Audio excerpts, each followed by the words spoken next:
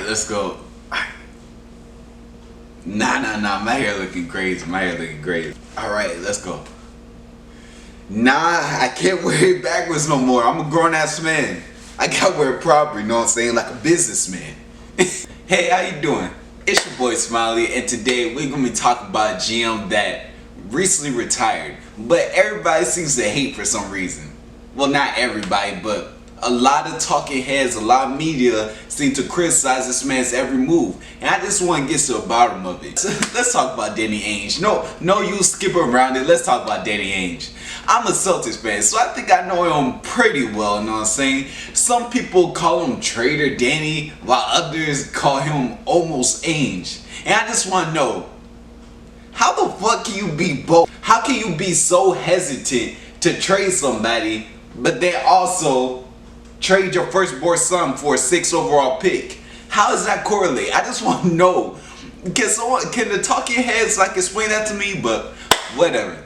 We're going to be talking about Danny Ainge's run as GM, some of his moves. We're not going to do all of his moves because I don't want to be over here talking about Kadeem Allen or Nader for 5 minutes. But we're going to be talking about some of the major moves and try to see where it all went wrong. Not all went wrong, but why we didn't win championships, basically. Let's rewind a little bit. All the way to 2011 when I was 10 years old. So, I was 10 years old in 2011, bro. Oh my god. Of course, I read up on this. I wasn't keeping track of fucking Nets trade when I was 10. But yeah, let's rewind. Alright, so the Boston Celtics in 2011-2012, we won that Atlantic Division, a lockout season. We were a pretty good team. We lost Jeff Green though, and we lost Jermaine O'Neal. Paul Pierce and Kevin Garnett were losing a step, but they could still bust your ass if need be. In that playoff run, we made it through the Hawks and the Sixers. Until we met this guy. Man, oh my, I remember my 11-year-old self was so excited. I just knew we were going to beat LeBron again and make it to the finals again. I just knew we were going to get number 18. I just knew it. But then LeBron had one of his best games ever, one of the best games ever, period, in NBA history. I don't care what anybody says. If he wasn't a fucking god in that game 6, we are going to the finals easily. But it is what it is. We end up losing the series, but some fans thought we could possibly run it back, you know what I'm saying? But Ainge saw something different, which will be a theme for this video. It's better to trade 1 year early than 1 year late. And he pulled off a trade that would change the franchise forever. We traded Garnett, Pierce, Jason Terry, and my god, DJ White. Poor DJ White was supposed to be a lifer, but Trader Ainge is heartless, bro. What can I say? What we got back was a 2014 first round pick, 2016 first round, 2017 first round, and 2018 first round. I remember the talking heads were clowning the Celtics for what seemed to be a lopsided trade. But of course, in hindsight, if people actually looked at the trade, they will realize that trading a 34-year-old Pierce and a 35-year-old Garnett for future draft picks is not bad at all whatsoever. Like I said, they were supposed to be lifer.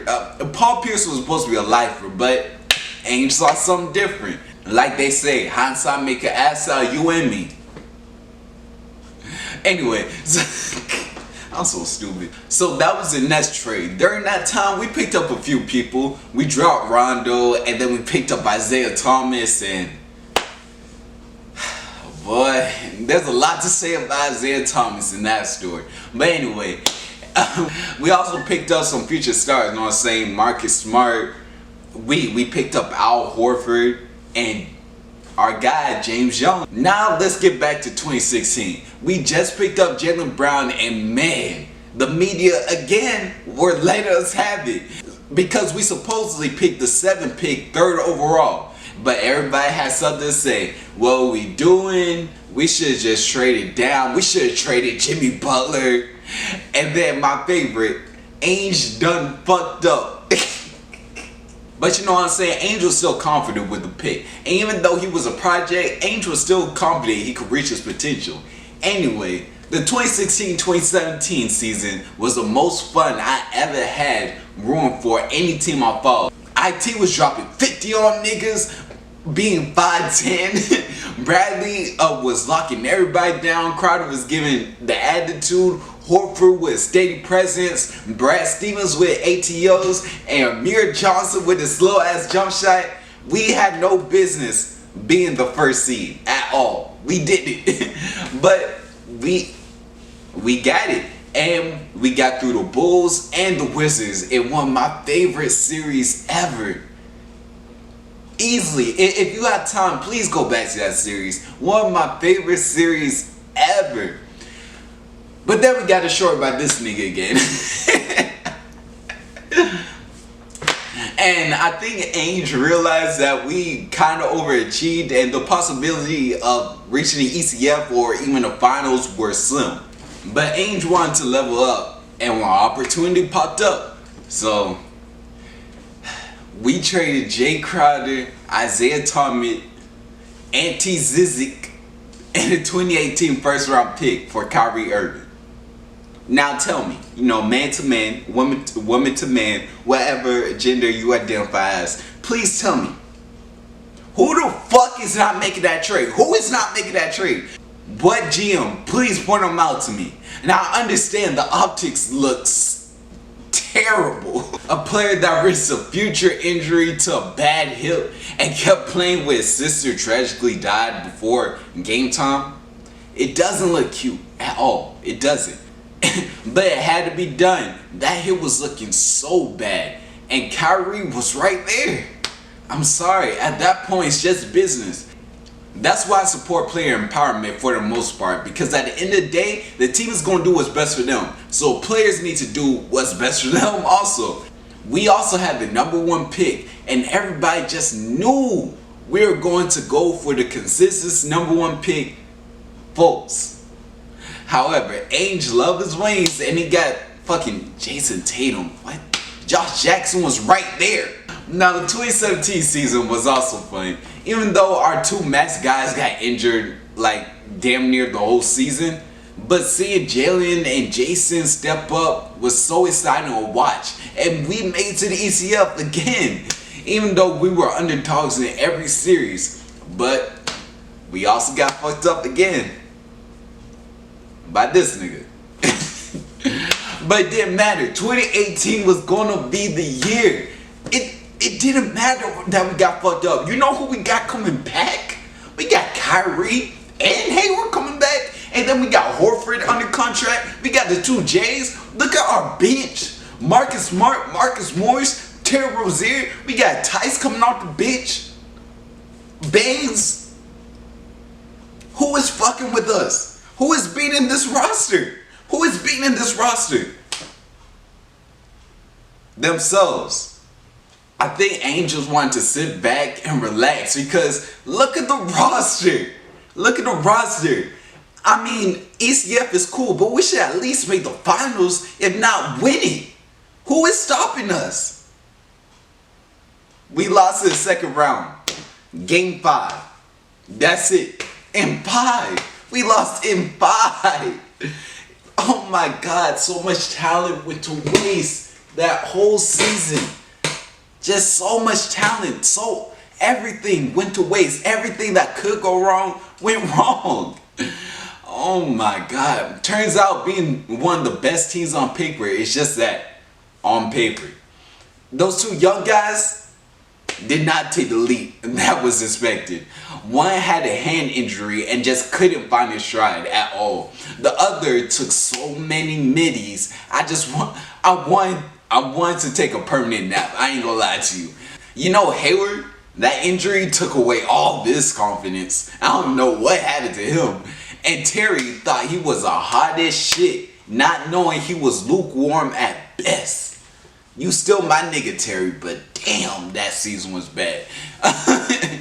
Marcus Morris was more physical with his teammates than with the opponent and Kyrie.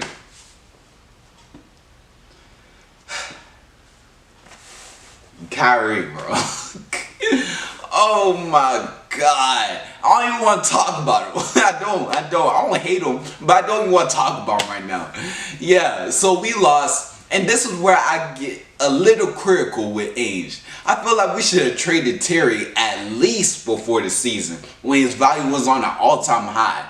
I know in hindsight it's 2020, but when you look at the roster, there's just so many mouths to feed.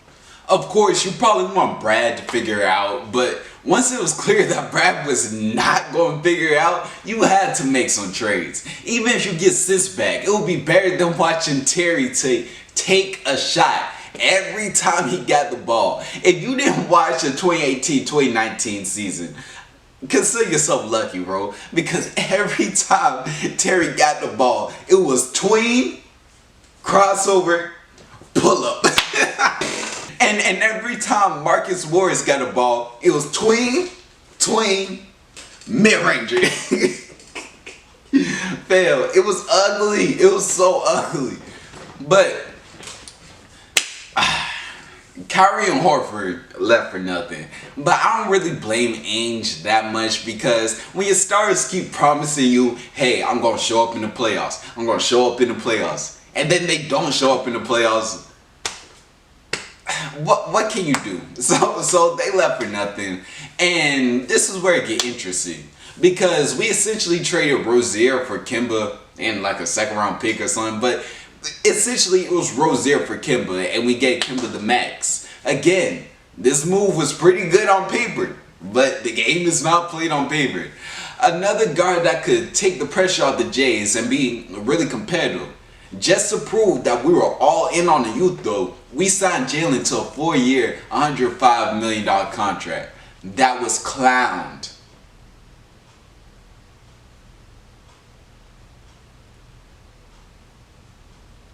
Yeah. Do you hear any more laughter? We also had some draft picks, but we gonna talk about Ainge drafting. But the 2019-2020 season was such a contrast to last season. Instead of 8 main players, it was only 5, and everybody knew their role. The Jays made the leap. Hayward recovered, sort of. Marcus Smart was all defense. Kemba was doing good, even though he had some knee problems. He was just smiling away. We didn't have depth, but as long as we had our 5 guys, I was confident we could beat anybody. Unfortunately, we are the hospital Celtics we've been the hospital Celtics for at least 4 years now, so being healthy is just like out of the question. But we still made to the ECF again, and we didn't get beat by this nigga this time. We got beat by him. I still haven't forgiven this team for losing to this nigga, bro. I still haven't forgiven him. But we blew every lead, and it wasn't because of injuries. I'm not even going to give that excuse. I just feel like we kind of got out-coached, personally. And people weren't making shots or whatever, but when you can't figure out a 2-3 zone, like, what can you really do? Like, are you serious? We literally got beat by the zone for at least 2 games. But anyway, the team was relatively young, and their best player was 21, but that didn't stop the narrative, so it is what it is. Next offseason, Hayward is gone, but at least he got something for him. But I also see so many people saying that Celtics messed up by not getting more and accepting the Pacers deal, not knowing that Hayward was now a restricted free agent and he could just go anywhere, and we would have got nothing. So at least we got something from the Hornets. Anyway, we got the trade player exception, and we got Fournier, and I like his tweets. You know what I'm saying? Alright, so this season was not fun. It was not good. It was not good. The Jays were the best player on the team, and they both took another leap, but the supporting cast was so ass. Bench non-existent, injuries everywhere, and this is where Ainge gets the most flack from me. There is no way he saw that roster and said to himself, this is good. First, we had a Hayward-sized hole that nobody could fit on the bench. It was curtains. And then Kimba smiling ass, just smiling away while he can't play back-to-backs. And then when we finally get to the playoffs, he gets injured. What was the point? What was the point? What's the point of life? What was the point? Bruh, we had Teague and Tristan Thompson playing real minutes. Don't tell me that this team was serious about this season. Don't tell me that. And when Jalen got injured, it was a wrap. It was a wrap. We got one game for the Nets because Jason Tatum is generational. But other than that, there's no way we were being a healthy Nets team, even with Jalen. But and then Ainge just stepped down. I guess he couldn't do no more. Ainge just stepped down. He was not a bad GM. And I'm tired of narratives, so we gonna address some narratives. Interrupt this real quick to just show you how much bad luck we got. Of course, we got Tatum. Of course, we skipped over folks. Of course, we got Jalen and everything. All that's luck and whatever. But come on, dog. All right, so first, we had a Memphis pick and a Kings pick. The Kings pick was the holy grail. That was the one. Ainge held that because we just knew the Kings were going to stay ass like they've been for 20 years. Why would they change not being ass, bro? They haven't changed in about 15 to 18 years. Since I've been alive, they have been ass. So why would that change? They haven't been good since Chris Webber. But out of spite, I think out of spite, and I just something happened. Like De'Aaron Fox had a good year, Buddy Hield had the career year. Fuck it. How they had a semi-decent year. It's not even decent. It's just above standards for the Kings. What the fuck? The 1 year we had to pick, they are somehow a little bit decent. And they were pretty fun to watch. But still, what the hell? And then the Grizzlies pick. All right, we missed out on the Kings pick. It was like number 14 or something. All right, fine. We still got the Grizzlies pick. They traded Mike Conley. They traded Marc Gasol. Zach Randolph been retired for about 3 or 4 years and everything. We still got that pick. And then John Morant, ass out of nowhere, just starts being fucking a star the rookie year. And leads to a semi-decent record again. Are you fucking kidding? Those fail. If everything goes to plan, we have 2 at least top 7 picks. Those teams were ass. That's just bad luck, bro. I can't. Back to the video. Ainge is unloyal. Name a GM that's loyal. Please tell me. And I'm not talking about, okay, you're on your 14th season. We kept you for 14 years. I guess we can't trade you now, so I guess you could just stay in the end of the bench. And we could pay you your $1.2 million. You know what I'm saying? Like Udonis Haslam or so. I'm not talking about that. I'm talking about your star player is middling. You know, he may got like an injury or somewhere. He may not do good in the playoffs. What GM is going to say, oh no, you can stay. You can stay. I don't care about your injury. Who does that? The Raptors sure did it. I mean, DeMar was on his way to San Antonio last time I checked. Where'd they do that at? It's basically what I'm saying. I'm tired of that narrative. Ainge is unloyal. Nigga, we trying to win. Alright, so Ainge is a hoarder. I love this one. This is most noble with the Jays and trade them for disgruntled stars. Let's see the stars that they wanted Ainge to trade for. Let's start with Paul George, because that's the name that pops up the most. Alright, so you want to know what the Clippers traded to the Thunder to get Paul George? They traded SGA, Gallinari, three first-round draft picks, and then 2 first-round draft picks that the Miami Heat gave them, and then the right to swap first round draft picks in 2023 and 2025.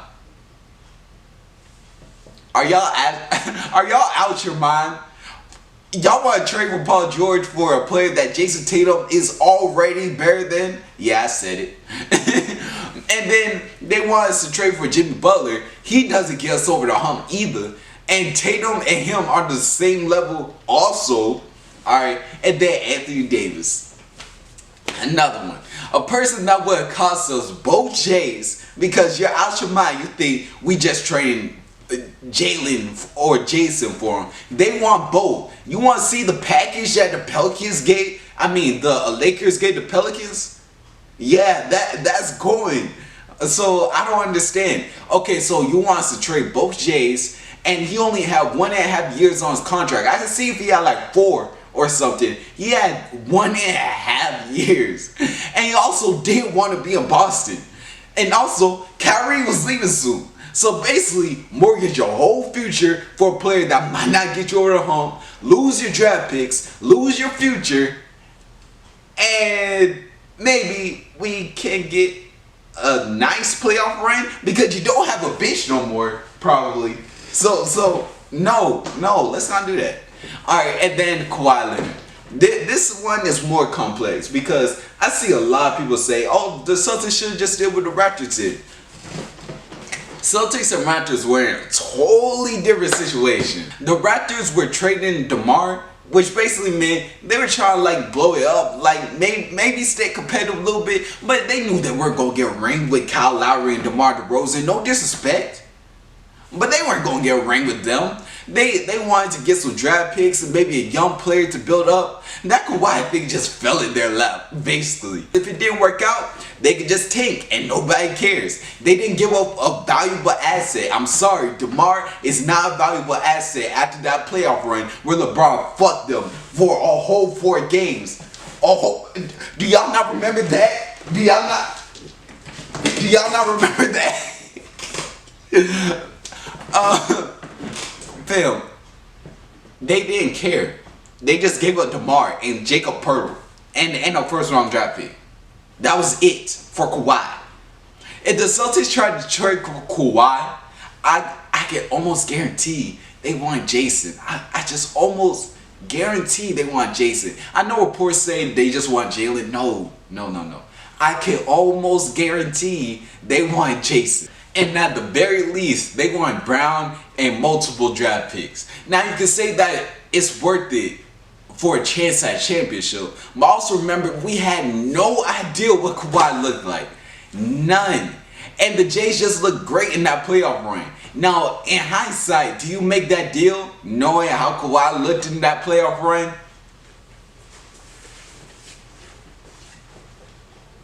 I don't know, but it's not just black and white the way people say.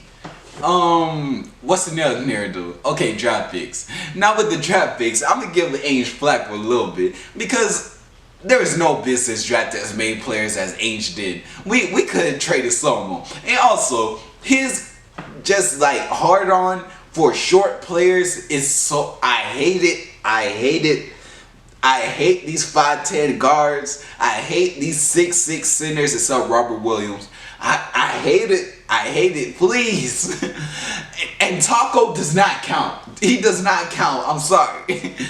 So, yeah, he could have traded some, so I'm going to give Ainge flack for that. But in conclusion, Ainge was not a bad GM, man. Like, did he make some questionable decisions at times and some questionable statements at times? But he was not a bad GM, bro. And I'm tired of it. So that's gonna be it. You wanna know how much I wrote for this video, bro? You look how thick this is. I wrote a whole Harry Potter book. I don't do this often. It's been your boy Smiley. Please follow me on Jesus Christ. And please follow me on Twitter, subscribe. You know what I'm saying. The Twitter is Smiley30. I'm gonna put it down below, whatever. Look how much y'all wrote for this. Y'all better subscribe or whatever. Send this to a person that has these type of narratives against the Celtics and tell them to come over here so I can talk my shit real fast. We gonna get number 18 next season. The Jays gonna give us to the promised land. We already got Horford. So you already know that 2016 Philly is coming back. What do y'all want? We coming back. Y'all think first round? You think we get our first round 2 in a row? Absolutely not. Unacceptable. 18's coming. Bitch. Alright, that's it. It's doing your boy Smiley. Peace, King.